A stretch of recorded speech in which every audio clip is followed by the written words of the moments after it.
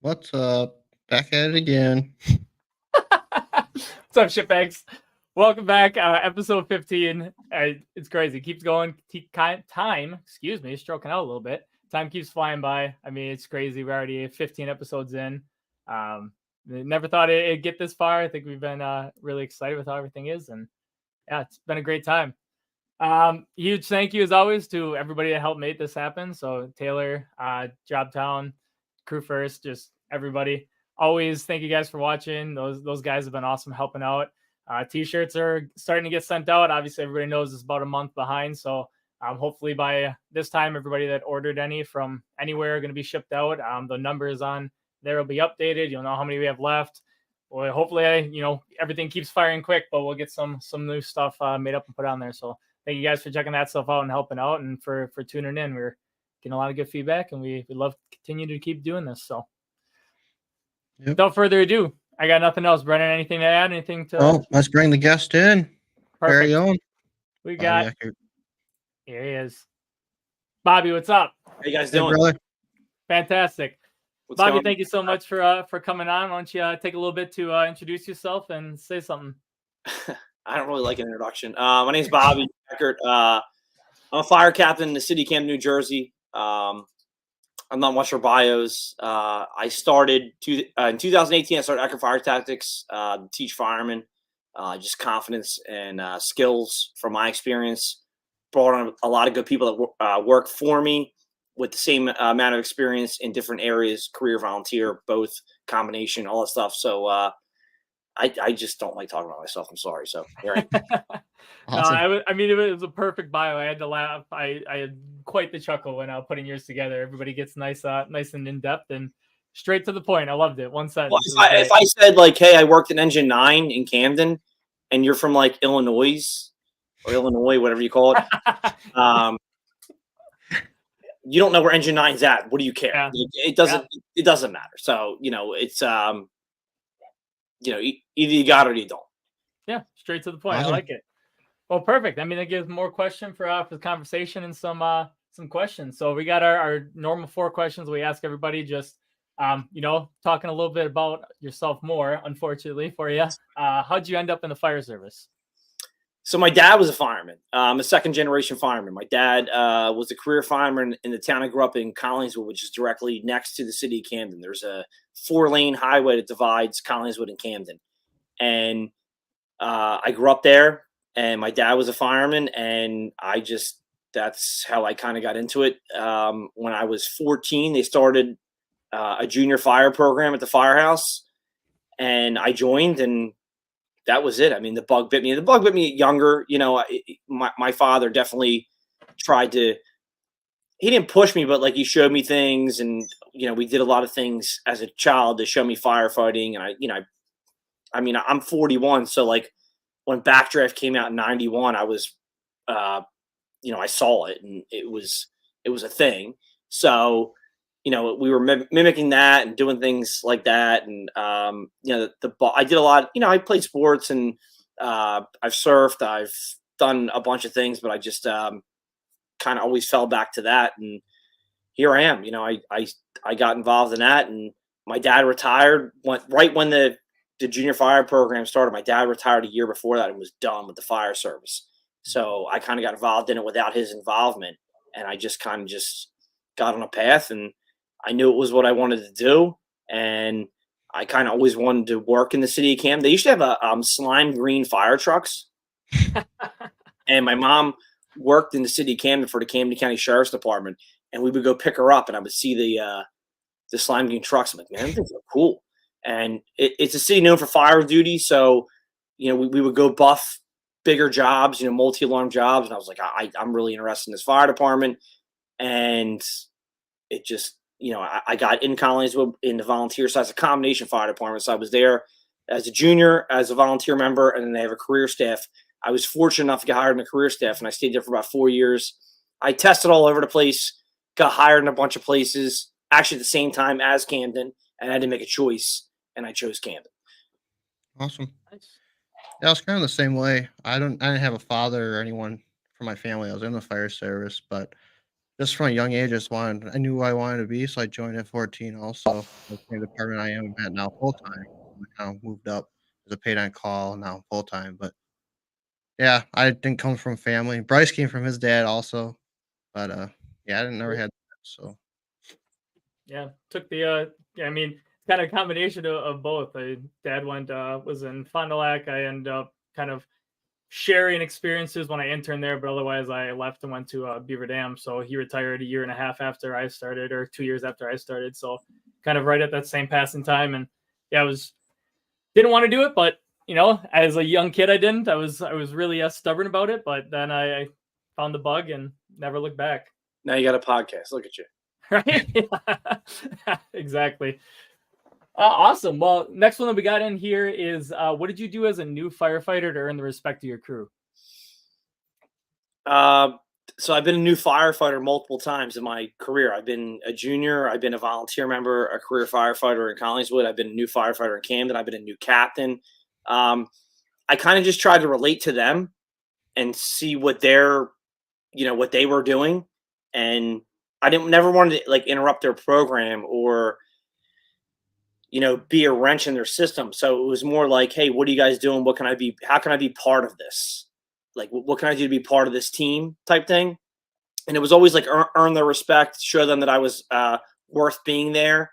And, when I was like 14 to 17, them 3 years, I was like, oh, my dad's a fire chief. And, I was literally that kid. And I got humble pie shoved in my face multiple times at multiple occasions. And I'm so glad for the people that have done it for me, because I wouldn't be sitting here. It's one of the things where you have to be receptive of the people that you're encountering as a new firefighter, or you're going to fail. You really are.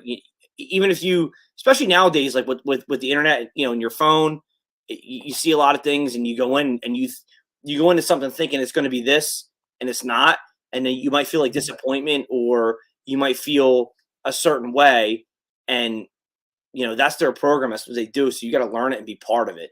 And you might like it or not like it. Maybe you can start changing as you get there a little longer, gain some time. But I just always wanted to be part of what was going on. Mm-hmm. Awesome. I mean, that's extremely good. I think that's something that as the younger firefighters we talked about here on the podcast before, is the change in culture, where nowadays, like even us, Brent and I, when we started, I call myself doing it there, but it's a generational thing. When you probably came on, it was shut up and do what you were told and everything. And now, like, all of us are asking why. Like, Yeah, I got my first cell phone at 25 years old. So we didn't have that. That's when cell phones came out. That's I'm old, but it's one of the things where you were just in awe of the guys that were around you, because there would be pictures on the wall and they were like, I was at that fire. And you'd be like, what did you do at that fire?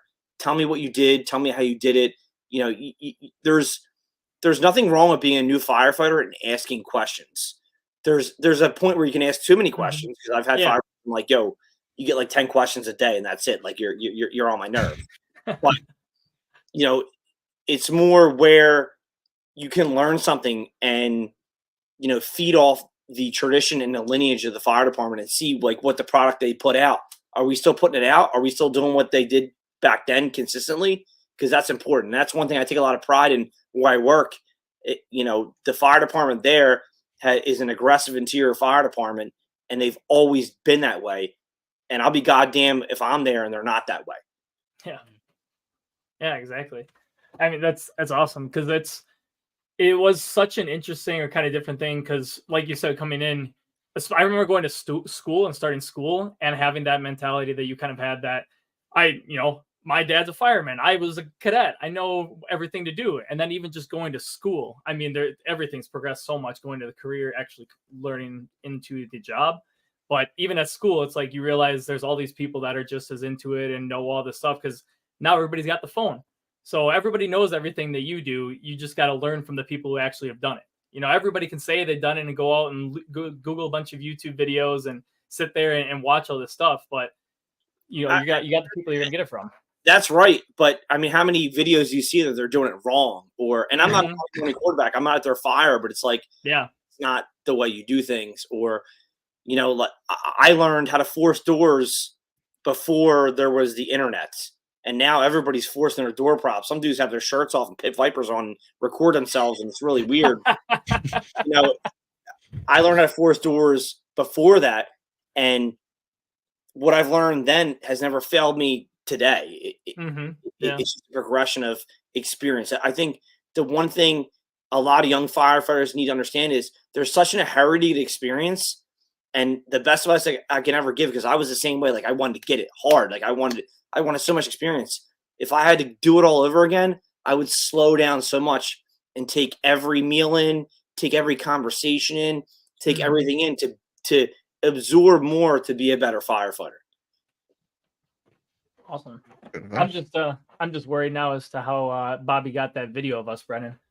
I didn't think we posted that anywhere. If that's you guys, I hope somebody has your girlfriend on a date, because that's where you should be. That's fantastic. No, it wasn't us. At least, not posted anywhere. So, next one we got is, what do you think brings a crew together the best? Meal. I think the meal's an important part. I'm sure you've heard that before. I think hanging out off duty outside the firehouse, I think, is imperative to crew integrity, to seeing. I think when you see somebody outside of work, not in their uniform, and they're in like street clothes, and you learn a little bit about them. Like I love learning about guys on the job. I like learning about them off the job too. Like, your kids, baseball games. What are you into? What's your sports team? Stuff like that. I think it molds a different thing, because you can only talk about firefighting so much, and then it kind of plateaus. And then what else are we talking about? Like, what are we watching? Are we watching a movie? Watching the news? Watching whatever, a sports game? It's so much more than firefighting to bring your crew together. And I think an equal playing field is the best way to do that. It's something we can continuously hear just from everybody on here. And I think deep down, you always know it's true, and you think, it's just kind of the cop out, but it is extremely important, is that off duty time and seeing people out of uniform. I think damn near every person that we've asked that question to has had that answer and stressed exactly what you said, of getting to know them outside of the job. You can only talk about fire for so long, knowing their kids, knowing their family, like that. It provides just, we got some people that have talked about the comfort it provides your family of knowing these people. Like, we know we go to work with our best friends every day, but if they know that they're your best friends, they're good people, they got your back. Like, I think it's a comfort thing for them, and it makes you even, I'd say, better on the job. Yeah, but even if you have like a conflict with somebody at work, if you get them outside of work, you might resolve that conflict very easily just by again finding equal ground, whatever it is. If it's and it doesn't have to be alcohol infused. You could you could meet it for breakfast, whatever. It doesn't have to be like that. My fire department gets together very often, and we're a small enough job where everybody knows everybody, but we're a big enough job where we don't all know each other like personally, and we try to mend that by like off duty hangouts. There's a couple times a month where I could go to something and meet somebody on a different group and learn who they are and how you doing and all that stuff. I mean, I can't always make them because of the kid that just ran by me, and I have 4 of them. Yeah.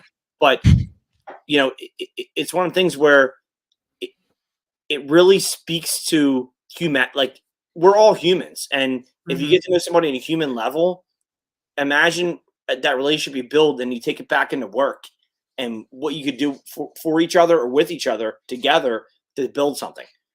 Yeah, awesome. What shift do you run there? I think I'm gonna break your heart. We're 24/72s, baby. Oh, okay. With no EMS. So 24/72s and no EMS. You're living the dream. That is. I asked that because by us, it's kind of like we work a 24/48. So getting off duty is really a struggle. Especially we got guys that have kids and all that. They pretty much got a day to recover, a day to hang out with their families, and they're back to work. Yeah, so. and I get that, but even like, hey, like, we're gonna take our kids to school at 9:30. Let's meet here for breakfast for an hour, and you shoot the shit, have a stack of pancakes, and you're gone an hour, and you're on with your day. Yeah, you can never not take care of your off-duty duties. I don't ever miss an opportunity to take my children to school ever. Sometimes it sucks. Sometimes it's good, but I always do it because they deserve that. So Sure. when I'm like my father works 6-day works, 6-night works, 3 days off. Before my dad was a fire chief, I don't remember a time he took me to school. So it's important to me to do that. But when I drop him at school, there's an hour of my day I can carve out to like whatever. I don't drink coffee, but like meet at a coffee shop or whatever, just to shoot the shit. Yeah, for sure. Yeah. Our shift makes them end like maybe a couple days here and there. We get out and actually have a shift outing. We Go do, to the bar or whatever. we do one a month. We do one a month, and it's pretty good. And we'll put sometimes there's 10 guys in there, sometimes there's 50 guys in there, but it is That's what cool. it is. You know, people can't make it, people whatever. So it's important to just be around each other. Find a day. Yeah, just sure. if you can make it, you can't make it next month, whatever it is. Awesome. Yeah, absolutely. Next one, I'm not going to give any explanation to. We started asking this to everybody, and you can take it however you want to take it, whatever's the first thing that comes to your mind. And all it is why are we here? For the people, for the residents, for the citizens that call 911.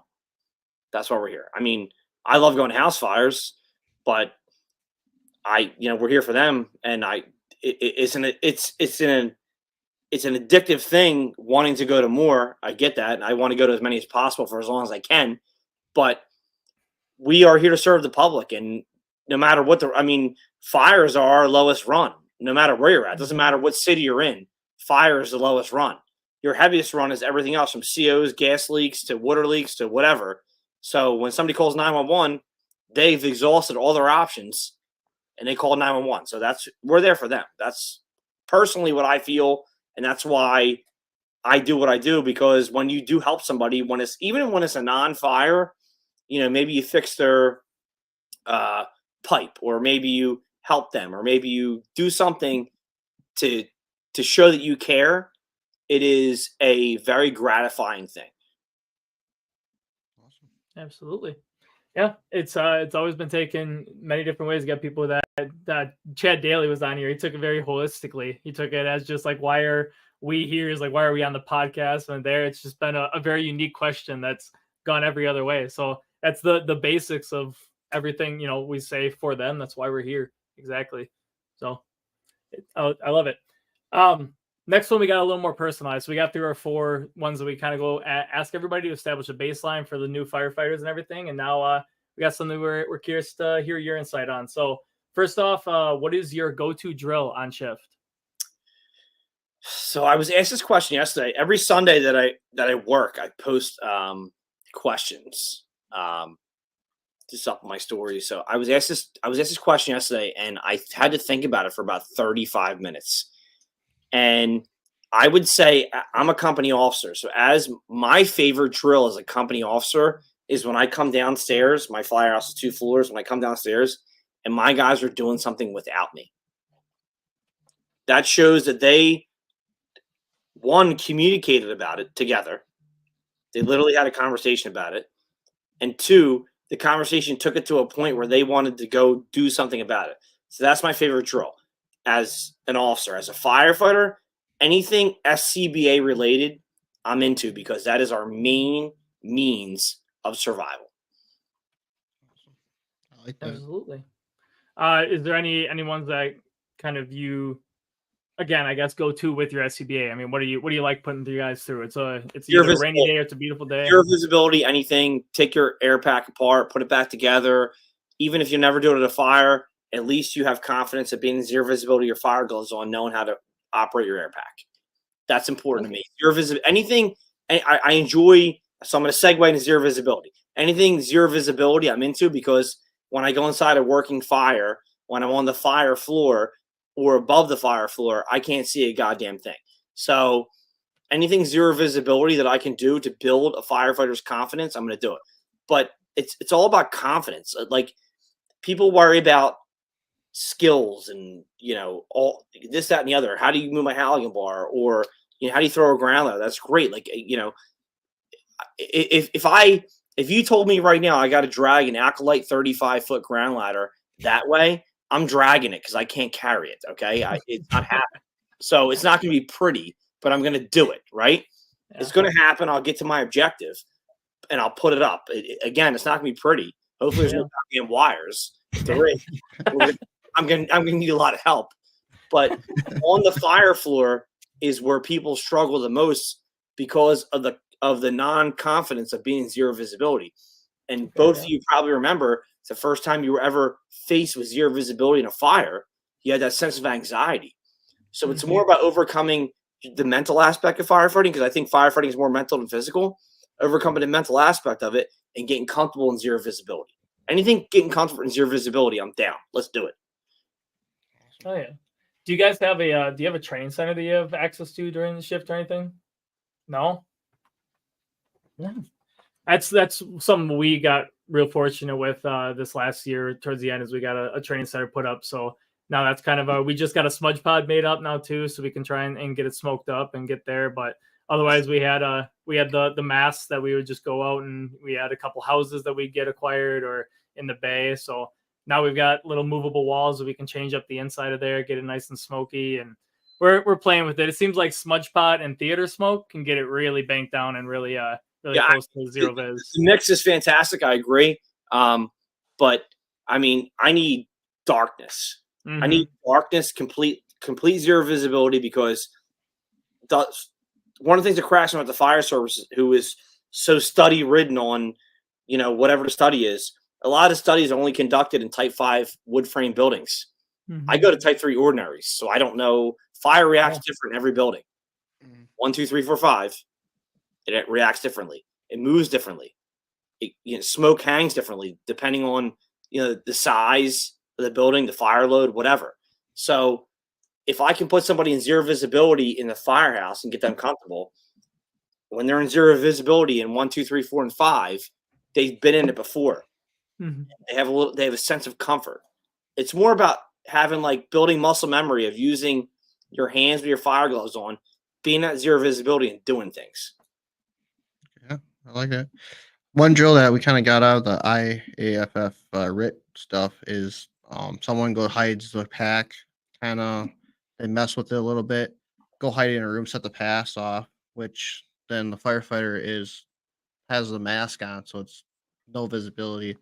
Then you go search for the pack. Then once you get to the pack, you gotta untangle a bunch of shit and put it back on. I think that was a very awesome drill to go through, because either one, in your pack, finding a device, because it echoes throughout, so you have the comfortability of finding that and working with the pack. When I was a new firefighter, my captain would take the air pack apart and make me rebuild it in zero visibility. That's a good one too. I like that. Yeah, that's a good next step. I like that. We disconnect everything. The regulator, everything would be laying on the floor, and I'd have my face piece on, my gloves on. I'd have to find it through the pass device, and I would have to rebuild it. Don't call it a mask. Call it an air pack. A mask is a face piece, just so you know. In Northeast, anyway.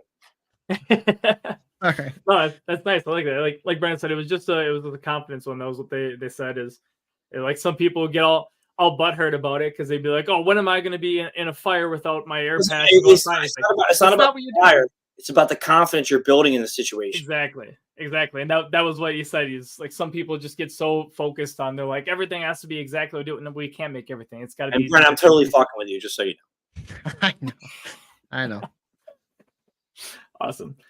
So I mean, we'll keep kind of talking about training a little bit, especially a little bit with Eckert Fire Tactics and why you kind of created it. But explain the training disconnect in the fire service in your opinion. There's many. That's a loaded question because I don't even know where to start. I think we're getting away from the trainee, and we're worried about the trainers hanging out. If I see a picture of a cadre drinking Miller Lite, first off, Miller Lite's the worst beer ever. I don't know how you could drink it. Yeah, it tastes like shit. Yeah, if you're drinking Miller Lite cans and posting a picture, that's cool. What about your guys just took your class? What did they learn? Yeah. What did they learn? It's about them. Anything when you train firefighters, that is a very pivotal moment in that firefighter's career because they come to you at all stages, from newbie to senior firefighter to somebody who's struggling to whatever. And if you don't give that situation when you're training them, you're all from your experience, not from the book, from your experience, then you're going to create a void and you're going to create bad habits. So one of the biggest things we do is we take bad habits and we try to break them. Mm-hmm. We try to break them hard. We're not like assholes about it, but we try to break it really hard. No, we're not. We try to be really not like I say all the time. I don't teach at you. We teach with you. So we try to relate to you and get on your level and be like, this is not good. And I'll give you an example. We do a Venner search drill, and I'll put I don't use Rescue Randy because Rescue Randy is literally the worst dummy ever made for firefighting ever. Rope rescue, go get them. But nobody feels like if you ever had your hands on a dead body or an unconscious body, it's not like Rescue Randy. Doesn't feel like him. So I get little baby dolls from the dollar store or the thrift store or whatever, and I'll take 6 or 7 steps or 5 steps in from the window, and he'll do a Venner search, and everybody misses the baby because they hug the fucking wall. Yeah. So if you're going to a bedroom, I guarantee tonight you're not going to sleep at your wall. You're going to sleep in your bed. I'm not looking for a wall. I'm looking for a bed. That's what I'm looking for. So I should be going towards the bed. I should be orienting myself with the room and moving. So it's about breaking bad habits that they learn in these atrocious Fire One programs through all 50 states and understanding what is applicable in the field and what works. Because again, we're here for the citizens. The person trapped doesn't have an SCBA. They don't have a hose line. They don't have fire training. They don't have fire gear. They're laying there unconscious, expecting us to show up and have a positive change in the in their situation. So if we don't, we're doing a disservice to the public. And I think that's one of the biggest things that pisses me off about fire training is like, yeah, man, Miller Lite, we're hanging out. That's great, cool, man. What about the students? Yeah. That's my biggest problem. My biggest problem with fire training is a disconnect with the students. People don't put the students first. Or the fire, you don't have to call them students because I'm a student of fire, so it's called students. Yeah. But people taking your class, you got to put them first.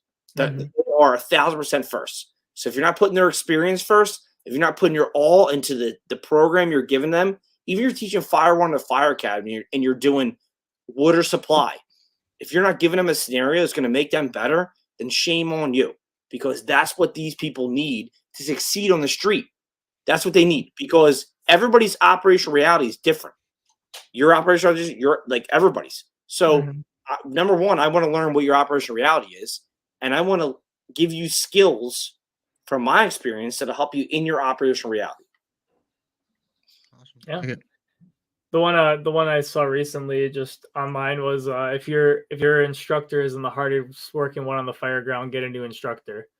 And I was like, I kind of liked the attitude and atmosphere behind that is just, when I went through and you hear everybody like you should be in the same level that you are with the people you're teaching. Like you see the pictures and everything where they're in full gear, SCBA doing stuff, but it's 90 degrees though. So the instructors are just in bunkers or in shorts. All my classes, I'm not wearing any fucking turnout gear, dude. I literally, I got a hat backwards. I wear a turnout gear work. I'm good. It's not about to me. If that was, I'd say you're still one of the hardest working ones on the scene though. That was just the example that I appreciate that. But I don't think that makes you. I don't think that makes you a great instructor. I think what makes you a great instructor is to be able to take somebody and relate to them, relate to them, and grab them and say like, "Listen, man, this it works. Let me show you," and then show them what works. Show them why it works, and give them reasons because like. I consider myself an intuitive person. So like, if you're going to show me something, I need reason behind why it works, not data. I need experience driven reasons why this is working for you. Like, why does your search pattern work? Why do you go right to the bed? Oh, because people lay there. Oh, well, okay. That makes sense. So, it's about comfort. Like again, in Fire One, hug the wall. No, get in the room, orient yourself. Every firefighter in America, because I don't care about any other country in the world, every firefighter in America, if you try to ship anything to Canada, oh my God, forget about it. Okay? But every firefighter in America, the first day they step into Firefighter One at the orientation, should be put out in the ground, put in a circle, face piece on, zero visibility. And can you handle this? If you can't, why can't you? Do you have claustrophobia? You do? Okay, you four come over here. Let me work with you because you can shake somebody claustrophobia. We all weren't born with face pieces on. Yeah. We all weren't born with that. So like a lot of people never had that on their face. Some people it's just having the tightness on their face, right? Mhm. Like, let me work with you. I do so much. I do a lot of mass confidence Zooms, and it's literally people are not used to the tightness in their face. Well, let's work through it. You have the skills and the attributes to be a good firefighter. This is what's stopping you. Let me help you. Right. So it's taking time with each person that you should never. If anybody wants to be a firefighter, I want to be a firefighter. Come on in. Let me show you. Let me show you what you need to do. Either you got it or you don't. We're gonna find out fast. But if you have an inkling, let me okay. Let's get a baseline and let's build and let's build and let's build. Yeah. Hell yeah. Yeah. Laying those I first that building blocks. atmosphere, yeah. Nobody Absolutely. joined the fire service. Woo! I'm Joe Helmet with my GoPro. It didn't start like that. Everybody sucked. Yeah. Everybody sucked. Yeah. Everybody sucked. And through experience and proper direction, it's not about. It's a lot about learning and teaching. It's more about direction. Somebody gives you a direction to go in that's positive, you go in that direction. How many times in your life have you been put in a negative direction? A lot. Yeah. And when you got to the negative, what did you do? Turn around, right? Yep. This is not good. So you turn around and you found the positive. So if somebody can find a positive influence, go. I am all about positivity in fire service. Nobody hates firemen more than other firemen.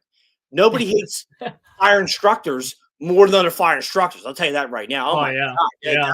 Absolutely. That's the most this fucking guy. And I heard something about it. You don't like me because you don't know me? Oh, that says a lot about you. You don't like somebody you don't know? Oh, good for you, buddy. Yeah. Here's a beer. Here's a Miller Lite. Have the worst beer ever. Okay. But seriously, if you're not about giving a positive influence to somebody, what are you doing here? Yeah. It's about passing on the torch always. It's about molding the next generation always. Because we're all going to end this. We all have a time date stamp on our foot. I don't know what mine is. I don't know what yours is, right? Yeah. But we're going to leave it one day. Yeah. So if I don't leave it better than I found it, what's the point? True. What's the point of being here? I don't get it. Yeah. Yeah. That's a great outlook. I like that idea for it. I never thought about it that way. Thanks for getting me juiced up. That's what we want. That's what we want. We got more. We got more to get you Jesus keep Christ. getting you going. So no, so I mean we'll kind of break off from the exact training, but this one you mentioned it before, and we know you're pretty passionate about this one. So what is the best tool in your opinion, for new firefighters to learn building construction? Chief Dunn's Collapse of Burning Building. I have it right here next to me. Hold on. Listen, shut up. This book right here. There it is. I read it every day. Every single solitary day of my life since I've been 22 years old, I've read this book. I've read this book every day. I'm 41. Every day since I've been 22 years old, I've read this book. This is the book right here. You want to learn building instruction? Read this book. There it is. That's awesome. Awesome. You can I'm gonna buy it. It's I'm fine. gonna You buy don't it. have it? No, Well, you're fucking up. I am fucking up. I gotta build my knowledge. I'm not a very good reader, so I kind of Neither have am I. to. Dyslexia. I don't want to hear it. I'm gonna learn. We're gonna learn together. That's awesome. No, I mean, so we'll even break it down a little bit more. Like from that book, what's some of the experiences that you've had that maybe day one your firefighter comes on that you're trying to instill on them that some people besides the book, we'll link it. I'll find a way to just link it to the actual podcast. So it's interesting where I'm at in New Jersey, South Jersey. I'm South Jersey. There's New Jersey is a very it's a small state, but it's very different geographically. But there's it's the Northeast. I can see I have all five types of building construction in my first two. So I can take chapter 2 of Chief Dunn's book, and I can literally drive around and show somebody what a purlin is, what a buttress is, what a flying buttress is, what a type 1 is, type 2, type 3, type 4, type 5, what, all that stuff. I can show them. I can literally say, here's this, look at that. There it is. I have visual cues. I'm a visual learner because I have dyslexia. So that's the way you do it. So the one thing about the fire service is that a lot of people don't understand. Everybody learns differently. So how he learns, how he learns are different. When I came in the fire service, 5 of us got in a horseshoe, and the old guy yelled at us, and either you picked it up or you didn't. It's not like that anymore. These kids, they're great kids. They're great kids, but they learn differently. So you got to get on their level and understand how they learn to get them to go to the next step. Absolutely. Yeah, building construction is something I got to get better on too. We've had people come on and talk about how the change in the generations, where now you've got people that, like myself and like Brendan mostly, besides a little here and there, go to school, graduate high school, go to school, and then become a firefighter. Where I mean, a lot of guys back then, they were masons, they were plumbers, they were carpenters, yep. they were electricians. I was going with that. It's not like that. So you didn't. Reading a tape measure, it's guys don't know how to do that, and there's nothing wrong with that. That doesn't make you a bad fireman. That doesn't, but you can solve that very easily in your firehouse. Make the 4x4 stands where you put your gear on. Like, make a project and build something, and make the kid read a tape measure. Make the kid use a saw. Make the kid hammer a nail, screw a screw, whatever. That's solvable. You can solve that firehouse on a project very easily. Absolutely. That's great. Next one that we've got is what was the biggest learning curve when you became an officer? So, like Brendan and I were talking about, I think this is something we wanted you to expand on a lot. When we hear you present and everything, I think it's a compliment. You could give the atmosphere of like a senior firefighter. You're there, and the fact that you're leading is that you're one of the guys. We want to know, how'd you get there? What'd you have to learn? What'd you have to go through for it? I was never a senior firefighter ever in my career, ever. So I just recently gained seniority on my job because people were retired. Like somebody called me old the other day, and I wanted to slap them all I can. But you need to remain humble always in this, because firefighting is very interesting work, can serve you humility all the time. Like you could think you're on top, like at the highest peak, and something happens, and it's not even a fire, it's like a gas leak, and you misjudge or misread or whatever, and you messed up and you got to go down. I think the hardest part, my hardest learning curve, was realizing that I had different personalities that I had to make work together, right? Like I had to gel them. And when I got promoted, I was 33. I was 33 years old. I got hired young. I was 22. So, but I was 33 when I got promoted. Excuse me. And I learned right away that, like, I got to get these guys together, and they're not even they're in the same book, but they're not in the same chapter, not even close to the same page. So I got to kind of like get these guys together. So it was more like learning your people. I think as a fire officer, a house fire is your easiest thing you're going to encounter. I really do. Because you kind of know where things need to go. I mean, my father always says everybody's going to burn one down. So maybe that's true. Maybe it's not. I don't know. But at least you know the direction to push in. When it comes to a conflict or a personality issue or whatever, you don't have a direction. You need to be morally grounded to the situation and refer back to your fire department's rules and regulations and all that stuff. I think being a fire officer is so much more than firefighting. I think you're kind of like, I have 4 kids, one sitting right here. You saw him earlier run past. It's more like being a father to a bunch of people that you need to, not so much a father, but you're like a father figure where you need to bring them together and make them work as a unit. It's more about gelling your team and then dealing with the guy being late, the guy who won't shave, the guy who is going through a divorce, the guy who's got a drinking problem, the guy who doesn't have a key to the firehouse, won't ask for one, and rings a doorbell every day. It happens, right? So it's firefighters are their own worst enemies in so many ways, but it's more like, how do we get people together and work together as a unit. It's more building the unit inside the firehouse and on the street. Awesome. Yeah, we Yeah, I talk think about our captain all the time on being the father of just a bunch of crazy ADHD driven children that are running around like he's Misfit toys, right? Yeah, yeah. it's not easy. And like we went, like they hired my class in 2006, and then they didn't hire anybody till 2017. wow. Jesus. So we had all these young kids, and I'm getting kids that are 20. The one kid I had, the first job he ever had was the fire department. Yep. He didn't have his Fine. car. Like his Well, mom dropped him off. His mom dropped him off in the parking lot. Holy shit. So it's like, holy shit! Like I gotta figure out a way to get this kid, on a page where we're pushing forward. There's many challenges. I've had a lot of probationary firefighters, and it's a challenge. It really is. Yep. But I think if you can relate to them in some way, shape, or form, it's gonna. If you take the time to learn them, they're gonna learn you. Mhm. Absolutely. Brendan, you got anything to add on there? no, not really. No. I like where you went with that. Um, Oh, yeah. EMS No, I got job. nothing to add.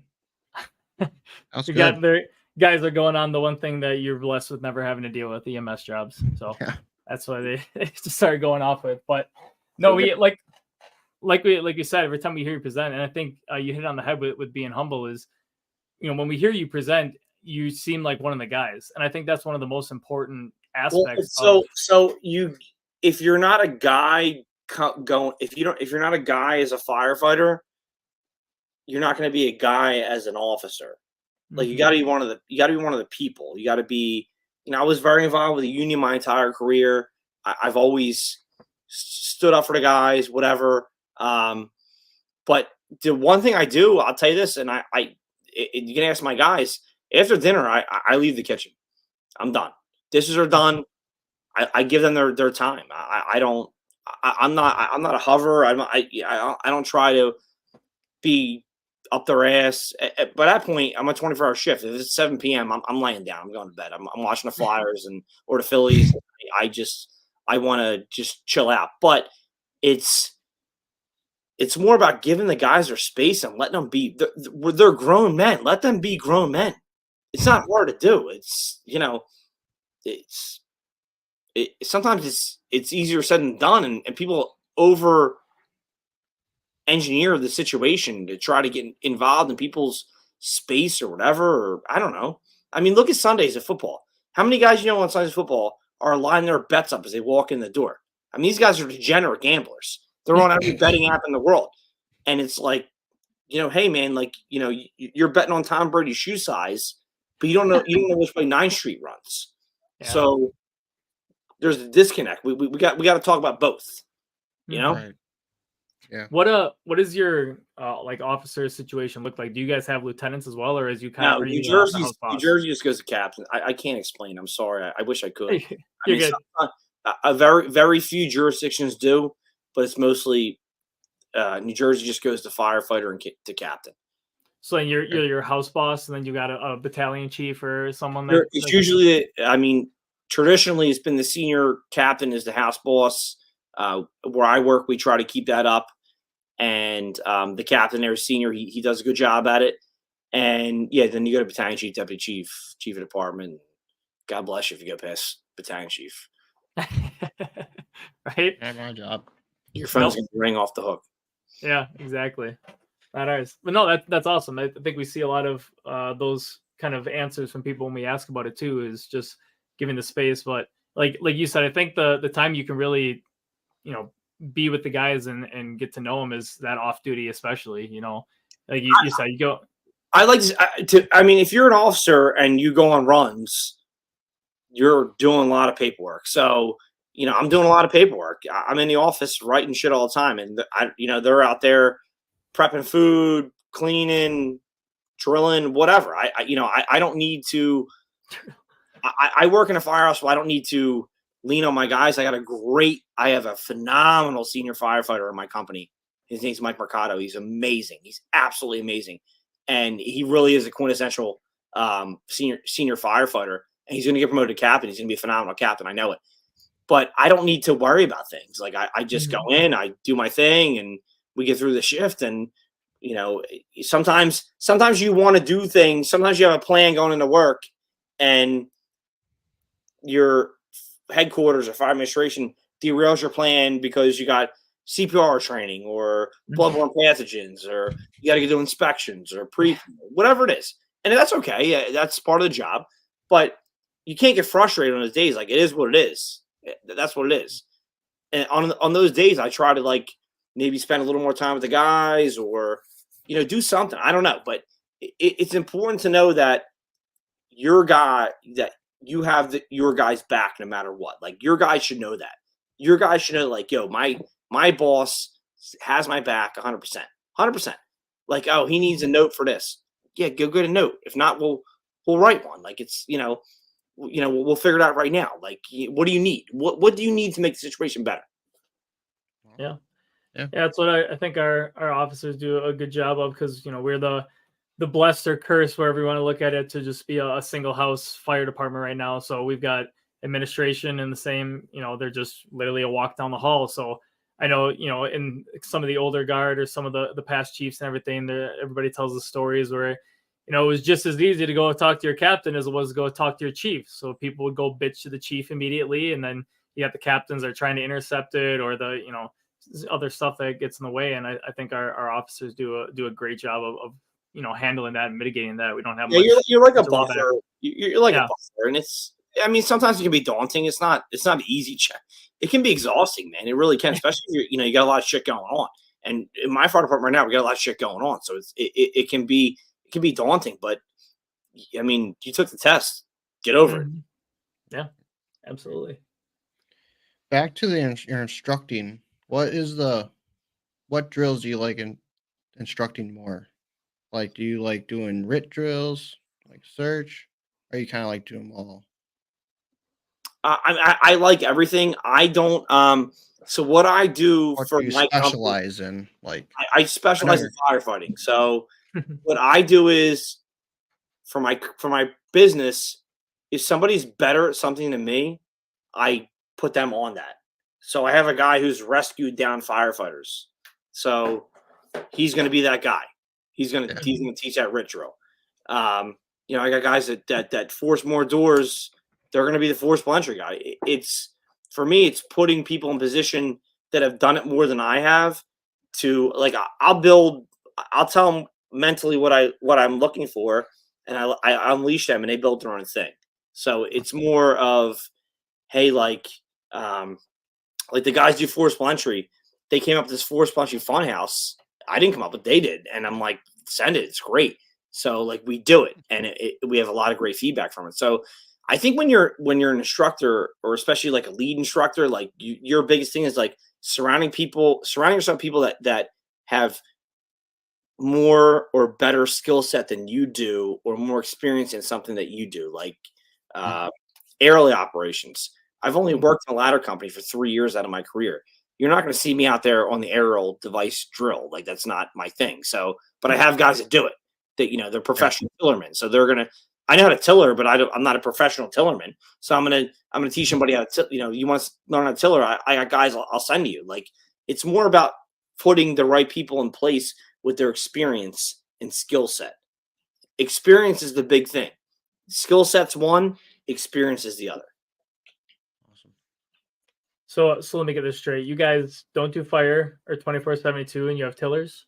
We don't do EMS. We have one. We don't do EMS. Well, we have a reserve tiller, but it's when something's broken down. Yeah. We have tillers. It's a tight city. It's a very tight city. We do CPR runs. I don't want to discredit that. We go on. We do that, like, pit crew CPR and the engine. Yeah. So we go on it.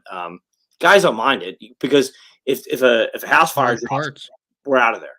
Yeah. First respond. Damn. Yeah. That sounds awesome. We tried to convince our truck committee to get a tiller, but it didn't work. So I mean, you got to have the tight streets to justify it. Yeah. No, I mean that's awesome. Just like your bio, we fired through all of them, the short and sweet. So we got kind of all of our main questions taken care of. I don't know if there's anything you want to slide in there, Brennan. There's anything else to add? Always we got our closing questions that we'll wrap up with. So the first closing question is the hardest for everybody historically that we've had on here, and that is where just a question or the one that you're going to have to ask. So while you're answering this first one, you get a little time to come up with that one. So I'm going to ask you guys a question. You got to ask our next guest a question. Who's your next guest? Our next guest is actually going to be, I think he said it was 2 or 3 people from Victim Dragstrap. So from the Kansas City guys, Chad Daly. They're nice guys. Yeah, they're nice guys. Yeah, so they're going to be coming on talking a little bit about victim rescue, about the drag strap in there. So there's like 2 or 3 of them. So you'll be asking a big overall one. But until we get to that one, we've got the question from our last guest, which was Nick. So Nick Ledeen was on from Eau Claire and Fire Rescue Survey. And his question for you, it's kind of going back to all the crew camaraderie, but now we'll get more specific. You get 24 hours away from work with your crew. What are you going to do? Well, I'm 24 full hours. I'm in New Jersey. We're gonna go to the shore. We're gonna go down to shore, and we are just gonna enjoy the sights. We're gonna enjoy the air, and we're just gonna chill out and relax. And wherever the day takes us, we're gonna go. What's all out at the shore? We're not from Jersey. We got to know what's all up there. Depends what shore point you're at. There's many along the coast. There's Central Jersey Shore, South Jersey Shore. I would prefer Central because it's to me it's fast to get to for me, but it's actually a little more. I like it better.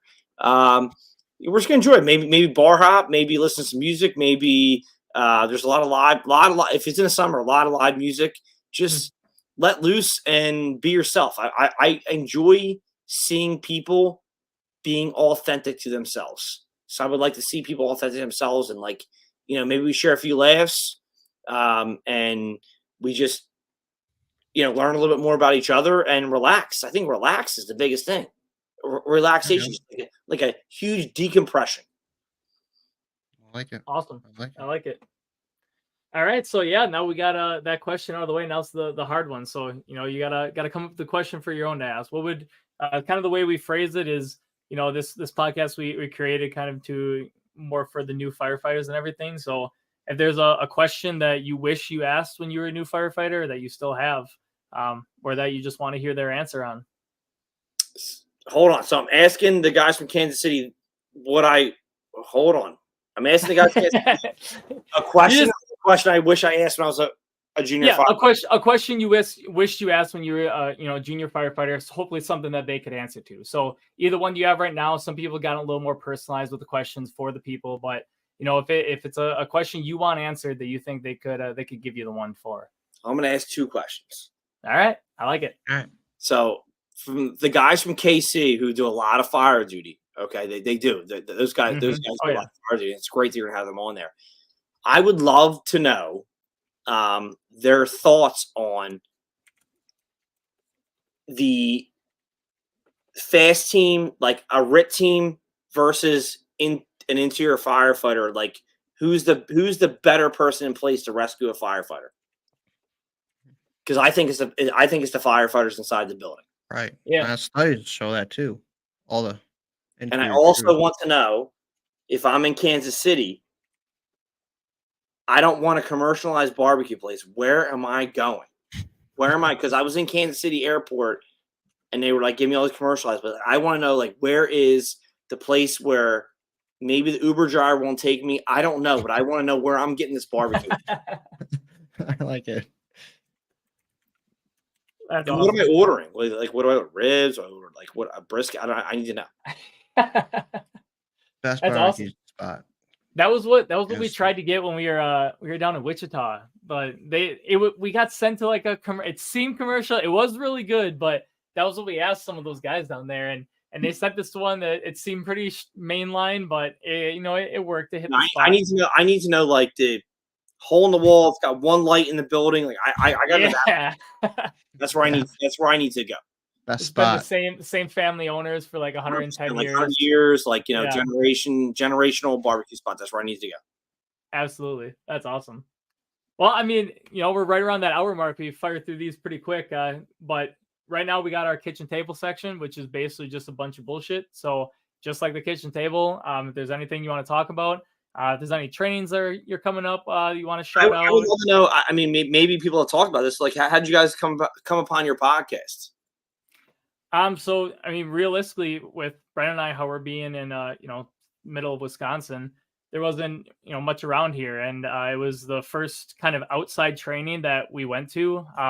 And basically our careers, which was brought in, it was Sean Duffy and Jeremy Sanders, and so they came in and they were talking about all these things. I mean, they were going over, Sean was going over searchable versus survival, and then they did some culture stuff, and we had just had a huge, massive changeover in our department where we all just ridiculously young. We had an entire new officers, entire new whole department, and seemed like it was happening everywhere once we went to these trainings. So we heard, Jeremy Sanders had their podcast, Sean has his podcast. We heard them talk, and we realized that just, being young, if we could find a way to bring people that know much more than us in and ask them questions to give advice to all these people who are having the same kind of issues, I'll call them, that we were, that, hopefully be something cool, and kind of has. So good for you guys. It's good. I mean, keep it up. Don't, I mean, even if you have 25 people that you reach or 2,000 people you reach, keep it up. You never know who,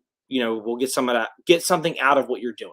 So, and the best part is, I don't really care about the views. I care about talking to like outsiders. Like, I met some awesome people like Sean Duffy, you, Corey Moore. I mean, it's very they're good people. I think we just talking to other guys and Light, so we got talking shop. What's that? I think they both drink Miller Light. I don't know. We got to confirm that. Yeah. No, it was crazy. We talked about it, especially when we had Sean and Jeremy on, because Jeremy's been extremely helpful for this entire thing. He sponsored us. He's been helping us out. He's on our every year, and we didn't realize how willing you guys, just any of these big people in the fire service that have all this information, are to share it. If you're a person who doesn't want to share anything with anybody in the fire service, then you're the problem. So it's I get I'm not everybody's flavor, and people are going to judge me because whatever. I really don't care.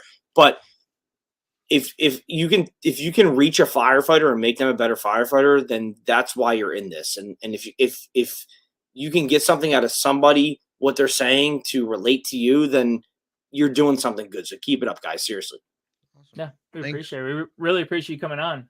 Do you have any trainings, anything to kick off? Anything Eckert Fire Tactics is doing? Anything? We have our Taking the Streets in 2 weeks. It's sold out. I'm going to have another one in probably October. It's going to be October, December. I prefer December because when it's colder, the smoke's better. But we'll see, depending on when I get the building.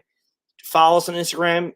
I'm sorry, I can't. I'll never change Instagram. It's Eckert_335. It's way before I started my company.